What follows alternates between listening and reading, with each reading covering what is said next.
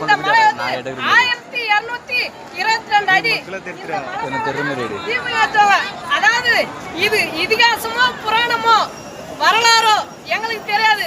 இது எங்களுடைய முன்னோர்களின் நம்பிக்கை. யானையின் பலம் தும்பிக்கை, மனிதனின் பலம் நம்பிக்கை. நான் இந்த திருவண்ணாமலை தீபத்துக்காக நான் ஒரு பதிவு எழுதுகிறேன், கேளுங்க. திருவண்ணாமலை மேல் வாழும் மகேசா, பார்வதிக்கு இடபாகம் தந்த பரமேசா, நீ அருணையின் கருணை உள்ளம், உன்னை காண்போர் இல்லங்களில் மகிழ்ச்சி வெள்ளம். உன் திருவுளம் கண்டதால் என் கருவூலம் பெருகியது.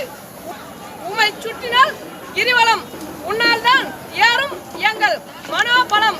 நீ மும்மூர்த்திகளின் நடுமூர்த்தி, உன்னை வணங்கினால் என்றும் கீர்த்தி.